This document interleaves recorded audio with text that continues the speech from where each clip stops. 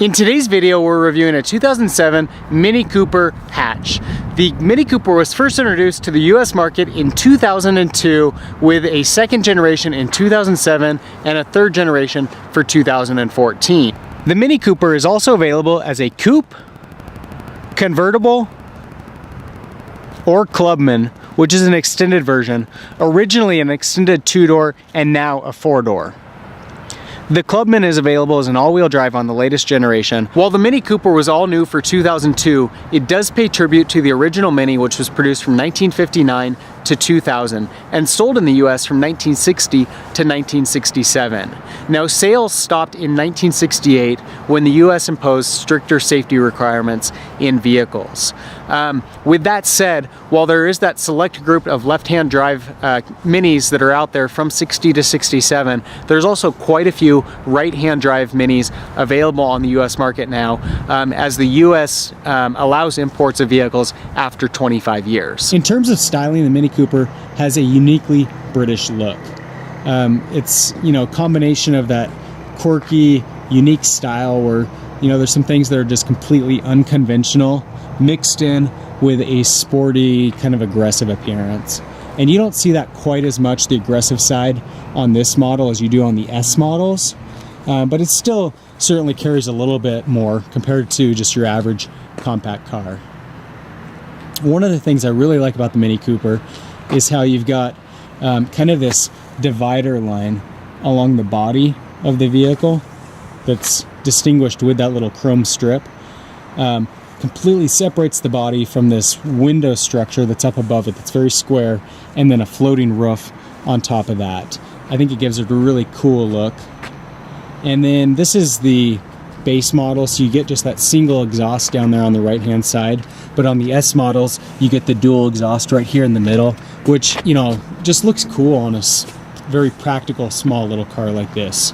Really kind of embraces that sporty appearance. It's got some nice chrome accents throughout. You can see around the tail light that little divider line that I mentioned along the body and the windows, the chrome door handles, circular mirrors, which that circular theme is carried out throughout the vehicle, the headlights, and then you'll see when we get to the interior, it carries through in there as well. The interior of the Mini Cooper has a really unique and quirky design. It's something you're either going to love or you're going to hate. And they certainly succeeded in a very unique interior that's unconventional from anything else in the market. You can see that there's a definite theme of circles throughout. Everything has got a circle, from the door handle to the speakers, the vents, speedometer, tachometer. It's really a theme that they carried throughout the vehicle. Now, along with that unconventional, quirky design, there's quite a few things that aren't the way you would necessarily expect them to be. From the audio, which you would expect the main volume control would be this large button sitting here in the middle. That button is actually for adjusting the presets on the radio. And this button down here is for adjusting the volume. It does have those little volume symbols, but in the mix of everything, if you're not used to the vehicle, it can be a little confusing. Likewise, to adjust the fan speed for the heat and air conditioning, my first thought was that it'd be this guy, but now you can see that this is for adjusting where the air is coming from. Rather, this guy right here is to adjust the volume. This is to adjust your temperature, so that's warm, that'd be cold. You got your window controls here rather than on the doors. Door locks sitting here in the middle. So you can see it's got a really unique style throughout. The other piece that's kind of unique is you can see the key insert here. This is the key that comes with the vehicle. You ever seen a key like that on any other vehicle? So that inserts into this spot, and then you push the push button start to start the vehicle. To me, it's a little funny to have a push button start when you still have to insert the key to it. It seems like that's the whole point of the push button. But again, it's a Mini Cooper, and so it's all unique. This is another unique one. This little button sitting here on the dash, you can't help but want to push it, right? What does it do? Opens your glove box. It's kind of a unique feature. Up above here, you got the same, these are pretty cool looking sporty controls here for turning your lights on and off. So same style that you had down here on the center console. So it's really just, you know, throughout the vehicle, it's got a very unique look and design to it. The rear seats have kind of a unique style to them as well, where they almost appear like kind of a single unit. There's not a lot of space back there. Given that it's a Mini Cooper, you wouldn't necessarily expect that. You can see behind this seat here when it's fully back, there's no legroom. But these seats are usable. You know, they do have a fair amount of headroom because of the design of the vehicle, given how square it is. But there's not going to be a huge amount of legroom. Let's see here. There's not going to be a huge amount of legroom. This is in my normal driving position, so that's the legroom that you're left with. That's a pretty tight fit.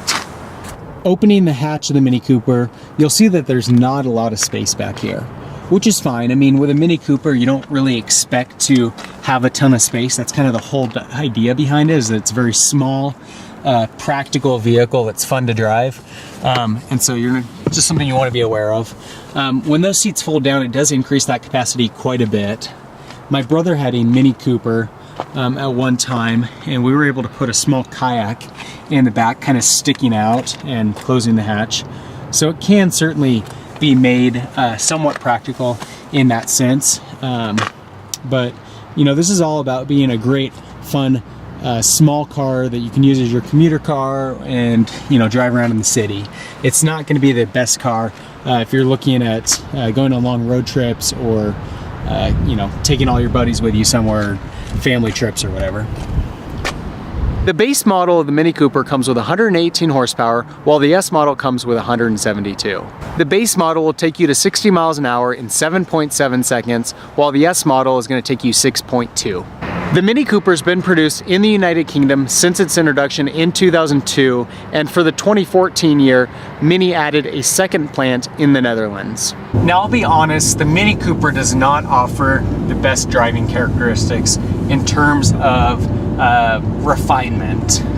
It definitely feels like a British car in the sense that it's very wobbly, kind of shaky. The attention to detail on some of the materials and just the refinement feels a little bit cheap. But if you are willing to overlook that and just consider it a little bit of the quirkiness factor of this vehicle, it's a fine automobile. It is really fun to drive. It's hard to drive this vehicle and not smile. You know, when you're going around the corners, it is just glued to the road. It truly has go-kart-like handling.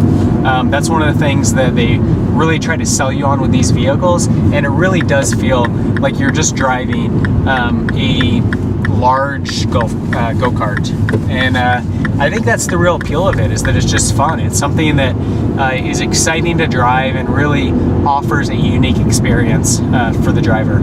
And all of those little quirks with this giant speedometer in the middle and the tachometer in the middle, you know, just circles all over the place, and the fact that this really just feels like a toy kind of adds to that whole experience. And I can see why they kind of took that into consideration when they built and designed this vehicle. Is that, you know, it all kind of comes together into this really fun car to drive. With that said, again, talking to the point of refinement on the vehicle, this isn't the S model, so, you know, it's not super powerful, but when you push on the gas, the car definitely shakes a little bit and makes some noise that's not necessarily pleasant noise. I did mention that I really like the exhaust note on the S model. This not being the S model doesn't sound quite as good. And I think even on the S model, from past experience, I want to say that inside of the cabin, the engine's not the best sounding. It certainly is, you know, a compact sort of economy car, although the pricing is definitely on the higher end of that class of vehicles. Driving around corners, the Mini Cooper is a ton of fun to drive. The handling is superb, and you just feel really connected with the road. It definitely gives you the sense that you're in an oversized golf cart. And while the engine on the base model isn't that powerful, it's still fun to drive because it's such a small vehicle. You don't have to be going that fast to feel like you're going quick because you're so low to the ground and you're so tiny. And it doesn't need a ton of power to propel it because it's a small, lightweight vehicle. You can hear accelerating. Now you can see when we get up in the RPMs a little bit, it does have a pretty nice sound to it. I guess it's maybe at those lower RPMs that doesn't sound quite as good. When the second generation of the Mini Cooper was introduced for 2002, the base starting price was $19,000 with an S model starting at about $22,000. If you're in the market for a compact car and you're looking to get something that's very efficient and fun to drive, the Mini Cooper is definitely a good option to consider. If you have any comments or questions, leave those in the section below. For more car reviews, subscribe to my channel. In the meantime, thanks for watching.